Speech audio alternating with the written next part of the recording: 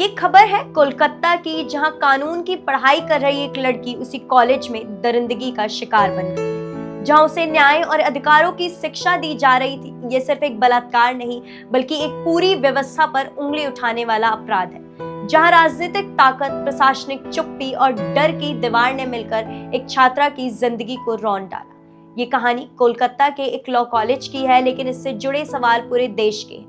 क्या कॉलेज अब शिक्षा के नहीं, शोषण के अड्डे बनते जा रहे हैं? जिस शख्स पर कैंपस की जिम्मेदारी होनी चाहिए, वही शख्स छात्र नेता के नाम पर दरिंदगी की मिसाल बन गया है। क्या राजनीतिक संरक्षण के चलते अपराधी बेलगाम हो गए हैं? और सबसे बड़ा सवाल, एक लड़की की चीखें सिस्टम को सुनाई क्यों नहीं दी? नमस्कार, मैं आपके साथ स्नेहा श्रीवास्तव और आप देख रहे हैं द हिंदी टॉक। आइए जानते हैं क्या है घटना का सच।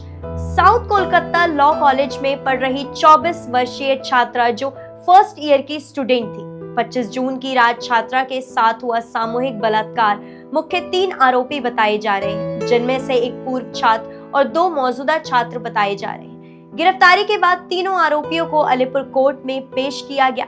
पुलिस ने 14 दिन की पुलिस हिरासत की मांग की, लेकिन कोर्ट ने तीनों आरोपियों को अगले मंगलवार तक पुलिस हिरासत में रखने की अनुमति दी। पीड़िता की दर्ज एफआईआर के मुताबिक मुख्य आरोपी मनोजित मिश्रा को, जो कॉलेज का पूर्व छात्र और तृणमूल कांग्रेस छात्र परिषद के यूनिट का अध्यक्ष है। इसके अलावा सह आरोपी में जैब अहमद और प्रतिम मुखर्जी का नाम शामिल है। जो कानून की पढ़ाई कर रही थी, वो नहीं जानती थी कि राजनीति का मुखौटा पहने शख्स के अंदर इतनी हैवानियत छुपी हो सकती है। छात्रा एग्जाम फॉर्म भरने कैंपस आई थी। मनोजित ने उसे यूनियन रूम में बुलाया। जब छात्रा पहुंची तो उसके साथ दुष्कर्म किया गया। पहले अकेले मनोजित ने किया और फिर अन्य 2 छात्रों को बुलाकर गैंग रेप करवाया। छात्रा के मुताबिक जब उसने विरोध किया तो उसे बेल्ट और हॉकी स्टिक से पीटा गया।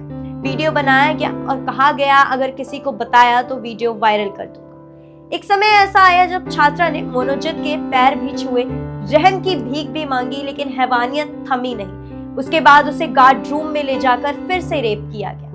क्या ये सिर्फ हैवानियत है या राजनीतिक ताकत का खेल? मनोजित छात्र नेता है या सत्ता का गुंडा? उस कॉलेज की छात्रों ने दिया बयान कि वो यूनियन रूम को अपने कमरे की तरह इस्तेमाल करता था। कॉलेज प्रशासन भी उससे डरता था। मनोजित मिश्रा टीएमसी छात्र परिषद का नेता था। अब कोई पद नहीं, फिर भी उसे बाहरी कहने की हिम्मत कॉलेज प्रशासन भी नहीं करता था। उसका कॉलेज में एक ग्रुप था, टीम MM, यानी मनोजित मिश्रा का गैंग, जो धमकी देकर सत्ता चलाता था। आपको बता दें कि मनोजित का सीधा संबंध टीएमसी नेताओं से था। कॉलेज में उसकी राजनीतिक पहुंच के कारण कई बार झगड़े, हिंसा और रैगिंग की शिकायतें हुई, लेकिन कोई कार्रवाई नहीं। इस केस में सिर्फ बलात्कारी नहीं, बल्कि पूरा कॉलेज सिस्टम कटघरे में खड़ा है। ऐसे में सिस्टम की चुप्पी और छात्राओं की सुरक्षा पर सवाल। एक तरफ कॉलेज प्रशासन मौन, दूसरी तरफ राजनीतिक बचाव में खड़ी है। क्या अब छात्राओं को कैंपस में भी डरकर पढ़ना पड़ेगा?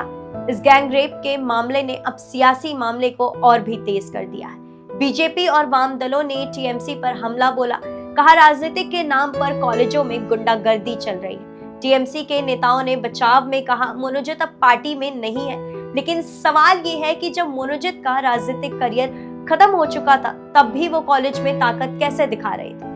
कानून पढ़ने आई एक लड़की खुद इंसाफ के लिए चीखती रही।